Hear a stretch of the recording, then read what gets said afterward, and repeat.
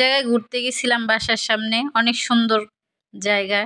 হাঁটতে হাঁটতে বাচ্চাদের নিয়ে, বাচ্চারাও খেলা দেখে খেলতে বসে গেল। পাশে একটা গাড়ার মতন সুন্দর শাক হয়েছে, শাক দেখে আর নিজেকে সামলায় রাখতে পারলাম না, শাক তোলা শুরু করলাম দুই বোন। আর আমার বোনজি বলছে, কেন শাক তুলছেন খালা, এই জায়গায় শাকগুলো নোংরা নাকি ভালো আপনি কি জানেন? তারপরে আমি বললাম, আরে বাবা, নতুন নতুন শাক খেয়েই নেই, তুলে নেই, বাসায় গিয়ে দেখব। যখন আমরা বাহির থেকে শাক কিনি তখন তো সেই শাক ভালো থাকে না, খারাপ থাকে, আমরা দেখি না ভালো জায়গা থেকে তুলে নাকি। এটাও জায়গাটা অত খারাপ না, নোংরাও না, ফ্রেশ, ভালোই লাগলো। তারপরে শাক তুলে নিলাম, বাসায় গিয়ে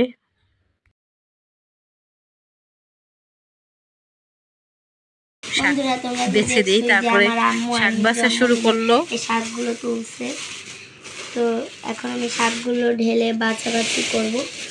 এই শাকের আমি নাম জানি না, এখন আম্মুর কাছে জিজ্ঞাসা করি, আম্মু এই শাকের নাম কি?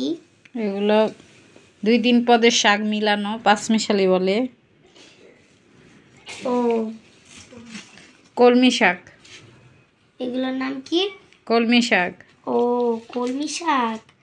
আমি এগুলো থেকে বেছে নিয়েছো? ও, আমি কোনো শাকেরই নাম জানি না, শুধু লাউ শাক আর এই কি যেন লাল শাক, এই দুটো নাম জানি, এছাড়া কোনো শাকের নাম জানি না আমি। রান্নালে অল্প একটু হয়ে যায়।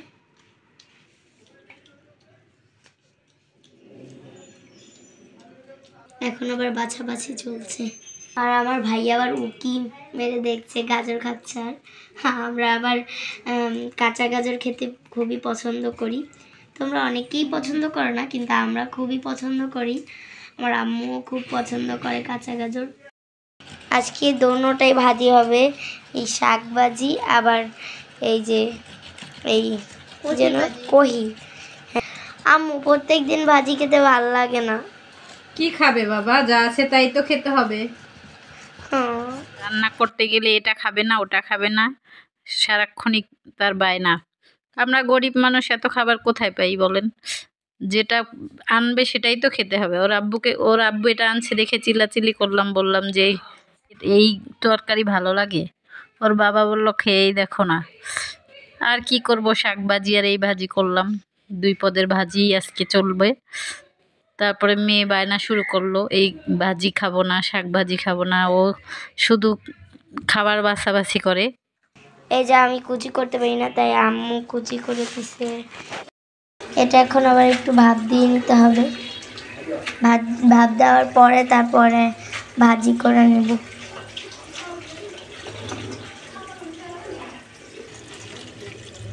উঠাইতেছে।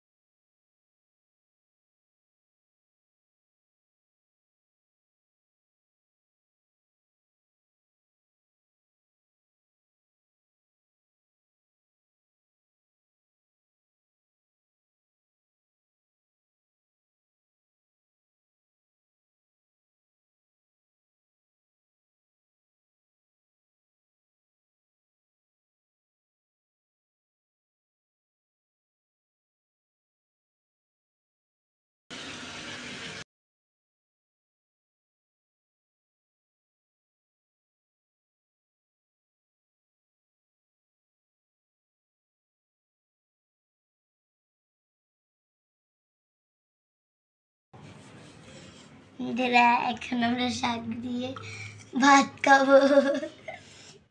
আমাকে টেস্ট করতে দেওয়া হয়েছে। তোমাকেই টেস্ট করতে দেওয়া হবে। আমি এই শাক খেতে খেতে চাই না, তাও আম্মু আজকে জোরাজোরি করে খাওয়াচ্ছে।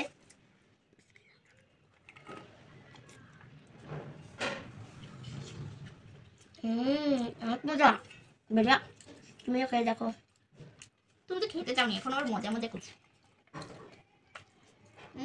খুব মজা হয়েছে।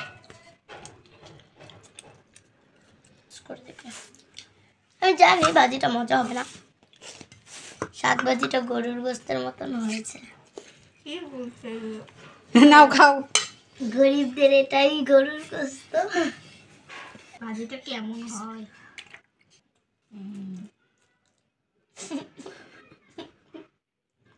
কি হয়েছে, এমন করছো কেন? মজা হয়নি ভাজিটা।